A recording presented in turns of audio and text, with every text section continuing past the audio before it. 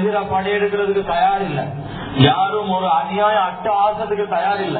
எவ்வளவு கொடுங்கோல் அரசன் முஸ்லிம்களை ஆட்சி செஞ்சாலும் அதனுடைய விளைவு பயங்கரமான விளைவுகளை உண்டாக்க மாட்டாது. முஸ்லிம்களுக்கு நலவுதான் உண்டாகும். ஹஜ்ஜாஜ் யூசுப் தான் முஹம்மது பின் காசிம் ரஹிமஹுல்லாஹ் தயாரிச்சு இந்த ஏசியாவை கைப்பற்றினாங்க, முஸ்லிம்களுடைய ஆட்சிக்கு கீழே எடுத்தாங்க.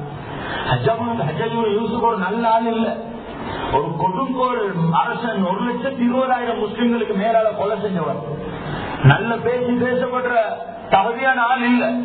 ஆனா முஸ்லிம்கள பூமியை பாதுகாக்கிறதுல மிச்சம் உறுதியா இருந்தவர்.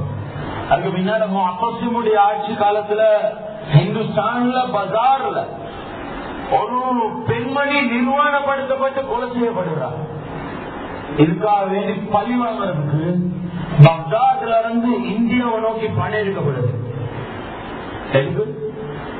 ஒரு முஸ்லிமுடைய மானத்துக்கு, ஒரு பெண்மணியுடைய உயிருக்கு, மானத்துக்கு இவ்வளவு பொறுமதியான காலம். இரண்ட முஸ்லிம்களுடைய உயர்வு காலம், யூதர்களுடைய தாழ்வு காலம்.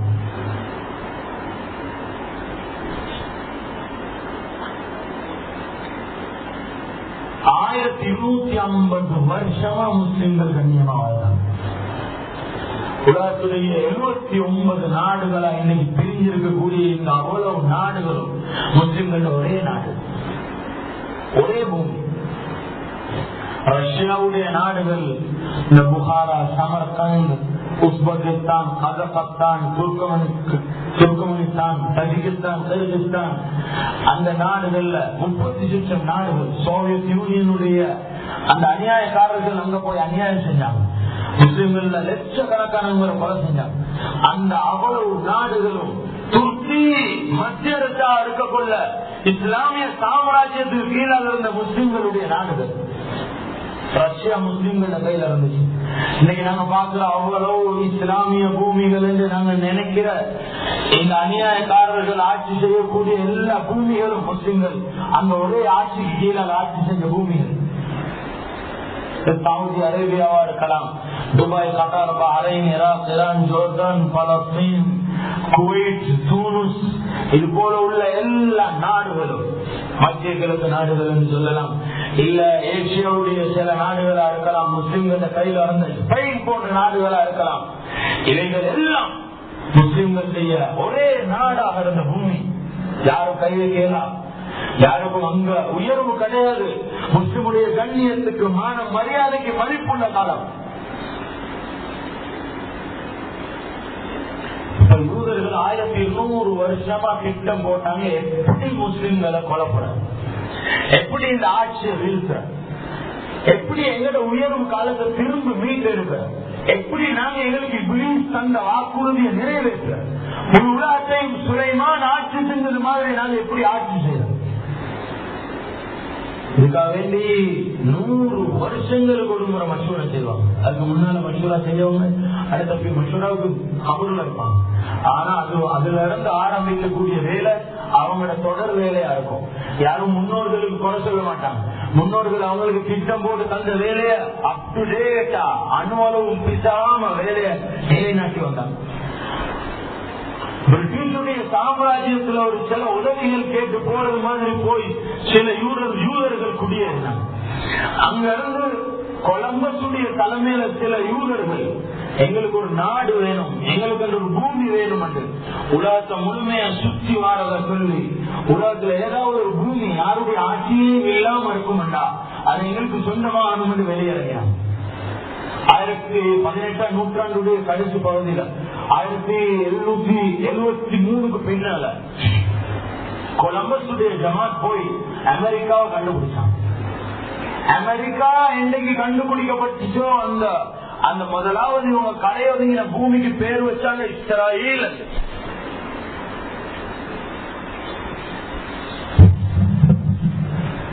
இஸ்ராயேல் என்று பேர் வச்சாங்க. ஏன்னா அவங்களோட தலைவரோட பேர் இஸ்ராயேல். அந்த இடத்துல அந்த பூமிக்குரிய சட்ட விதிகள் அமைச்சாங்க. அதுல எழுதப்பட்ட ஒரு சட்டம், ஒரு லா தான் அமெரிக்காவை செனட்டுடைய அங்கீகாரம் இல்லாம யாரும் ஆட்சி செய்ய முடியாது. இன்றைக்கும் அமெரிக்கா ஆட்சி செய்யப்பட்டது செனட்டுடைய அங்கீகாரத்துல வர கவர்மெண்ட் அல்ல. செனட் என்ற ஒரு சபை இருப்பாங்க, அதுல 100க்கு 100 சுத்தமான யூதர்கள் மாத்திரம் தான் அங்க வகிக்க முடியும். அந்த யூதர்கள் யார தேர்ந்தெடுப்பாங்களோ அவங்கதான் ஆட்சி செய்யலாம். உதாரணமா ஒரு 2 பேர் எலெக்ஷன் கேட்டு வந்தாங்கன்னு வைங்க, ஜனாதிபதியா வாரதுக்கு எலெக்ஷன் கேட்கிறாங்க. அப்துல்லா மக்துரான் அவங்க இல்ல, யாராவது டேவிட்டும் மைக்கேலும் என்ன எலெக்ஷன் கேட்டாங்க அமெரிக்கால. டேவிட் தோல்வி அடைஞ்சார், மைக்கேல் வந்துட்டார். ஆனா செனட் அங்கீகரிக்குது டேவிட், மைக்கேலுக்கு ஜனாதிபதியா வரையல. இதுதான் அமெரிக்காவுடைய அடிப்படை லோ. இது வெறுமனே ஜனாதிபதியா வரவருக்கு மட்டும் இல்ல, வரக்கூடிய ஒவ்வொரு முனிசிபல் மினிஸ்ட்ரிக்கும் இதுதான் சட்டம். செனட்டுடைய அங்கீகாரம் இல்லாத யாரும் அங்க ஆட்சி செய்ய முடியாது. இந்த எப்ப அமெரிக்காவை இவங்க கண்டுபிடிச்சாங்களோ அன்னையில இருந்து செக்யூர் பண்ணினாங்க, அவங்களுக்கு முழு உலகத்தில் ஆட்சியும் தேவை. அப்ப அன்றைக்கு முழு உலகத்தை ஆட்சி செஞ்சது 2 சாம்ராஜ்யம். ஒன்று பிரிட்டிஷுடைய சாம்ராஜ்யம், அடுத்தது உஸ்மானியர்களுடைய சாம்ராஜ்யம்.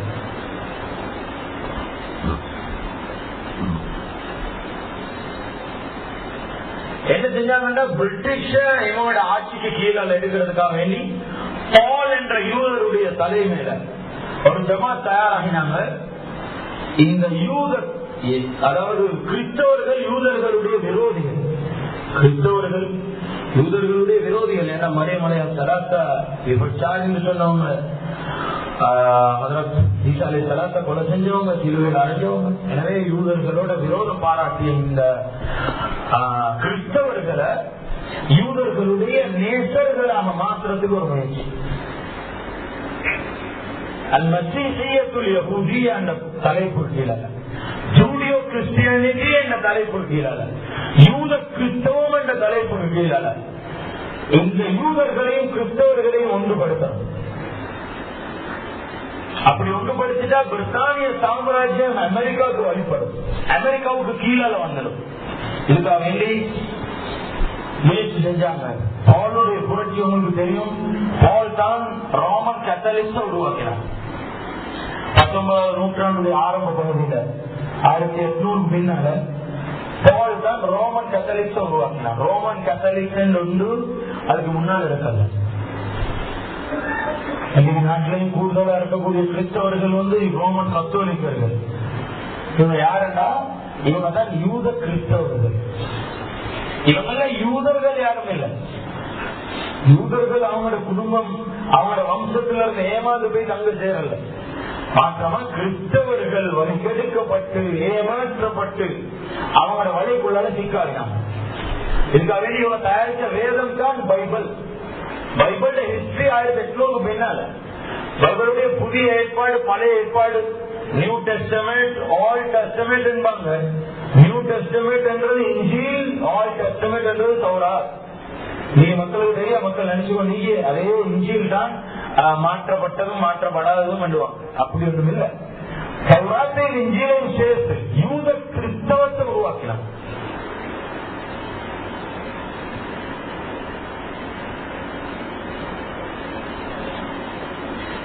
அதுக்கு பின்னால பிரித்தானிய சாம்ராஜ்யம் அமெரிக்காவுக்கு கீழே வந்து பிரிட்டிஷ் அமெரிக்காவுக்கு வழிபடக்கூடிய ஒரு சாம்ராஜ்யமா மாறுது.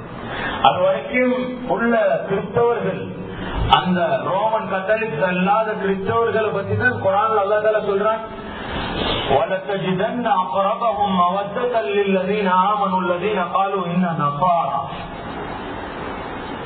ஈமான் கொண்ட முஃமின்களுக்கு மிகவுமே இரக்கத்துல சமீபமானவங்க நசாராக்கள், கிறிஸ்தவர்கள் என்று குர்ஆன் சொல்லுது. யூதர்களை பத்தி குர்ஆன் சொல்லுது, لَتَجِدَنَّ أَشَدَّ النَّاسِ عَدَاوَةً لِلَّذِينَ آمَنُوا الْيَهُودَ. ஈமான் கொண்ட மக்களுக்கு மிக கெட்ட விரோதிகள் யூதர்கள் என்று குர்ஆன் சொல்லுது. யூதர்களை பத்தி அல்லாஹ் எவ்வளவு எங்களுக்கு எச்சரிக்கை செய்யறான்னா, யூதர்களுடைய நாங்க இன்னைக்கு வாழ்றோம், யூதர்கள எஜுகேஷனுக்கு கீழே, யூதர்களுடைய மெடிசினுக்கு கீழே, யூதர்களுடைய டிஃபென்ஸுக்கு கீழே,